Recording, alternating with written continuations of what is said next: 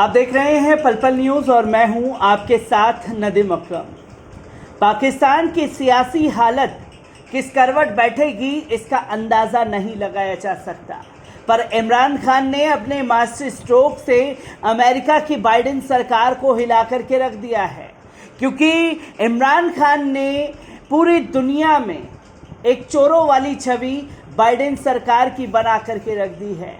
क्योंकि जो लेटर सार्वजनिक जनता के आगे जब इमरान खान ने किया तो अलग ही माहौल पाकिस्तान की सियासत में इमरान खान के लिए बनता हुआ दिखाई दिया और इमरान खान ने अपने विरोधियों की बोलती पूरी तरीके से बंद कर दी। क्योंकि ऐसा पहली बार नहीं है कि जब बाइडेन सरकार द्वारा या अमेरिकी सरकार द्वारा ये कदम उठाया जा रहा हो दूसरी देश की सरकार गिराने के लिए। हर बार अमेरिकी सरकार यही करते हुए दिखाई दी है, पर पाकिस्तान में इमरान खान के सामने ये पैतरा उल्टा पड़ गया। और जब इमरान खान डंके की चोट पर अमेरिका का अंदरूनी मामला बताते हुए ये कह रहे थे अपनी देश की जनता से कि बाहर से हमारी सरकार को गिराने की नाकाम साजिशें रची गई हैं, और जब इमरान खान ने ये बातें कही तब जाकर के ये बताया जा रहा था कि कहीं ना कहीं सियासी ड्रामा हो सकता है। पर अब रूस ने भी खुल करके इमरान खान का समर्थन कर दिया है, और जब रूस इमरान खान के साथ खड़ा हुआ है और हर एक दस्तावेज के साथ बाइडेन सरकार को बेनकाब करने का काम कर रहा है तो खलबली मची हुई है। आखिरकार इतनी खलबली बाइडेन सरकार में क्यों मची हुई है इमरान खान को लेकर के, एक बार इस पूरी रिपोर्ट पर नज़र डालते हैं। आपको बता दें कि पाकिस्तान की अंदर सियासी हालत किस करवट बैठेंगे इसका अभी किसी को इल्म नहीं है, लेकिन एक खत ने पूरे राजनीतिक माहौल को गर्म कर दिया है। कहा जाता है कि यह खत अमेरिका ने इमरान खान की हुकूमत को लेकर लिखा था, जिसमें अमेरिका ने इमरान खान को सीधे सीधे धमकाने का काम किया है। इमरान खान ने अमेरिकी खत को एक रैली में लोगों को हिलाकर रख दिया था, तभी से लोगों में दोबारा इमरान खान के पक्ष में माहौल बन गया है। मगर इमरान खान के इस खत को लेकर लोगों में ले आने के बाद से अमेरिका की मुसीबत बढ़ गई है। अमेरिका के ऊपर आरोप लग रहे हैं कि वो अन्य देशों के अंदरूनी मामलात में दखल देते हैं और देशों के अंदर सत्ता गिरवाने, तख्ता पलट करवाने का काम करता है। अमेरिका के खत की बात उजागर होने के बाद रूस की सरकार ने भी इसमें एंट्री कर दी है। रूस ने कहा है कि अमेरिका जिद्दी इमरान को सबक सिखाना चाहता था। रूस अमेरिका को ऐसा नहीं करने देगा। माना जा रहा है कि रूस की सरकार का बयान चीन के कहने पर आया है। वैसे भी अमेरिका का इतिहास रहा है कि वो झूठ बोलकर अन्य देशों पर हमले करता रहा है।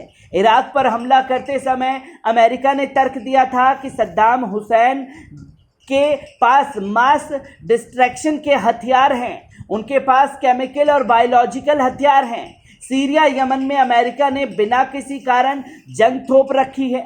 इससे पहले मिस्र, लीबिया ने अमेरिका के विद्रोह करवाकर वहां की सरकारों को गिराया है। कर्नल गद्दाफी की हत्या को कोई नहीं भूल सकता। तो वहीं वेनेजुएला और तुर्की में विरोध के जरिए सरकारों को गिराने के षड्यंत्र रचे गए हैं। 20 वर्षों तक अफगानिस्तान को लूटता रहा अमेरिका। इमरान खान ऐसा नेता या प्रधानमंत्री है जो कभी अमेरिका के सामने झुका नहीं है। इमरान खान से पहले जितने भी देशों के प्रमुखों ने अमेरिका के सामने आवाज़ उठाई है उन सबको अमेरिका ने या तो मरवा दिया है या फिर उनके खिलाफ आरोप दर आरोप लगाता रहा है। देखना होगा कि इमरान खान और अमेरिका की जंग में कौन जीतेगा। इमरान खान ने जिस तरह से अमेरिका के खिलाफ मोर्चा खोला है उससे चीन और रूस इमरान खान पर फिदा हो गए हैं। चीन और रूस को इमरान खान जैसे निडर नेता की पाकिस्तान में ज़रूरत है जो अमेरिका के प्रभाव में ना आए। इमरान खान ने जो रवैया अपनाया है उससे अमेरिका किसी को मुंह दिखाने लायक नहीं रहा है। अमेरिका ने भी सफाई देते हुए कहा है कि उसने पाकिस्तान के अंदरूनी मामलात में दखल नहीं दिया है, लेकिन अमेरिका की सफाई अब ज़्यादातर पाकिस्तानी यकीन करने को बिल्कुल भी तैयार नहीं है। इमरान खान का सारा समय विपक्ष को बुरा भला कहने और उसके नेतृत्व पर हमला करते हुए ही गुजरा है। वास्तव में इमरान खान की आर्थिक कार्रवाई भी कई यूटर्न और मंत्रियों व सलाहकारों के परिवर्तन से भरी हुई है। महंगाई एक राजनीतिक मुद्दा बन गया है जिसमें वृद्धि होती जा रही है। इस संबंध में की जाने वाली कोई भी बात सिविल मिलिट्री संबंधों के बिना पूरी नहीं है। पिछली DGI-SI की तैनाती और सरकार तथा विदेश नीति के बारे में मतभेद सामने आए, लेकिन इस हवाले से कोई ठोस सबूत मौजूद नहीं है। इस संबंध में की जाने वाली कोई भी बात सिविल मिलिट्री संबंधों के बिना पूरी नहीं है। पिछले साल DGI-SI की तैनाती और सरकार तथा विदेश नीति के बारे में मतभेद सामने आए, लेकिन इस हवाले से कोई ठोस सबूत मौजूद नहीं है कि इस्टेब्लिशमेंट के साथ संबंध खराब हो या फिर इस्टेब्लिशमेंट ने अपना समर्थन वापस ले लिया हो। लेकिन सैन्य इस्टेब्लिशमेंट ने अविश्वास प्रस्ताव की प्रक्रिया में निष्पक्षता का रवैया अपना और अतीत से हटकर सरकार को मुश्किल स्थिति से निकालने के लिए कोई ठोस कदम नहीं उठाया है। तो क्या यही वजह है कि विपक्ष संसद में अविश्वास प्रस्ताव के लिए आवश्यक नंबर पूरे करने में सफल रहा है? इस सवाल पर किया जा सकता है कि जो बात निश्चित रूप से कही जा सकती है वे ये है कि इमरान खान सरकार के खात्मे की वजह उसकी अपनी हठधर्मी शासन का गलत तरीका, विपक्ष को बर्दाश्त न करना, टकराव की राजनीति और नीतियों के हवाले से की जाने वाली गलतियां थी।